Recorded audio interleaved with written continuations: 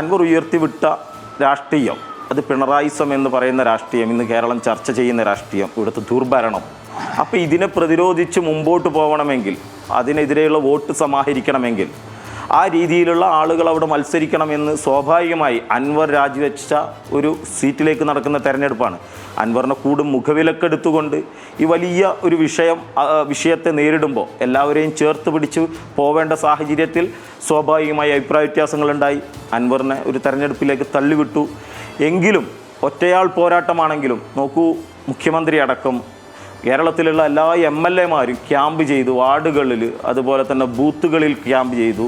MP-മാർ രണ്ട് മുന്നണികൾക്കും എല്ലാ സംവിധാനങ്ങളും അവിടെ എണ്ണയിട്ട യന്ത്രം പോലെ ചലിച്ചു. ഓരോ സ്ഥലങ്ങളിലും ഞാൻ വഴിക്കടവിൻ്റെ ചുമതലയുണ്ടായിരുന്ന ആളാണ്, വഴിക്കടവ് പഞ്ചായത്തിൻ്റെ. അവിടെയൊക്കെ ഒന്ന് ചായക്കടയിൽ പോയിട്ടുണ്ട് എങ്കിൽ ഒരു 3-4 MLA-മാരെ ഓരോ ദിവസവും ഓരോ വാർഡിലും ഓരോ ബൂത്തിലും കാണാൻ കഴിയുമായിരുന്നു. അപ്പോൾ അതിനിടയിൽ അൻവർ ഉയർത്തിയ വിഷയങ്ങളെ ഏറ്റെടുക്കുന്ന ഒരു വലിയ ജനവിഭാഗം കേരളത്തിലുണ്ട്. അത് നിലമ്പൂർ മണ്ഡലത്തിൽ മാത്രമല്ല, അതൊരു നിലമ്പൂർ മണ്ഡലത്തിൻ്റെ സ്ഥിതിയായി ചുരുക്കാൻ കഴിയില്ല.